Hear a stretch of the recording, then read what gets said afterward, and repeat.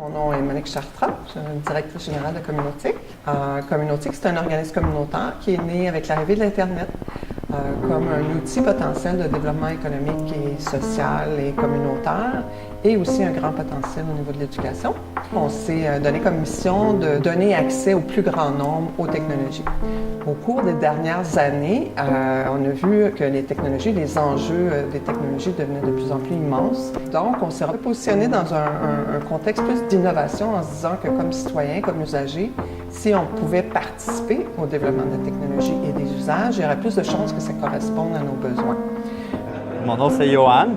J'ai commencé ici il y a environ 1 an. J'ai appliqué ici, en fait, parce que je faisais beaucoup de théorie à l'école, puis je cherchais vraiment à pouvoir appliquer plus concrètement les choses qu'on voyait plus théoriquement.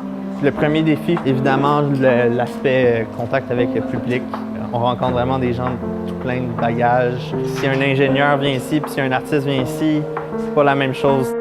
Il y a environ 4 ans, on a connu les Fab Labs, qui est un concept issu d'un cours du MIT pour fabriquer à peu près n'importe quoi avec des équipements de prototypage rapide, donc des machines-outils à commande numérique qui sont disponibles pour le grand public. Aujourd'hui, on utilise la découpe laser, tout ce qui est système électronique, fer à souder, multimètre, outils de diagnostic pour l'électronique, imprimante 3D, fraiseuse numérique qui permet de couper, graver du bois. Faire des circuits électroniques, on fait aussi du moulage. On a développé un partenariat avec l'ETS en déménageant au carrefour d'innovation INGO du quartier d'innovation. Et on ouvre 2 jours au public gratuitement, donc les gens peuvent apporter leurs matériaux, arriver avec leurs idées, leurs besoins. Et on accueille une communauté très variée de gens de 7 à 97 ans. On peut accueillir autant des pâtissiers, des programmeurs, des ingénieurs, des artistes. Donc c'est vraiment des gens qui viennent dans un contexte communautaire pour créer à partir d'une idée.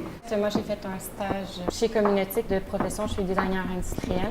Donc, c'est sûr que si on a des périodes qui sont plus courtes, on va aller avec des projets qui sont peut-être moins de grande ampleur, mais qui sont tout aussi intéressants. Donc, c'est vraiment essayer de trouver le juste milieu entre la période de temps puis le groupe auquel se destine l'activité.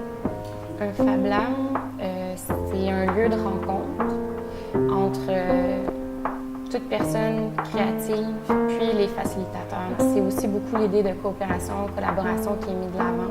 Le Fab Lab, c'est qu'il donne tous les outils, les logiciels et le support pour que les gens arrivent à mener à terme un projet.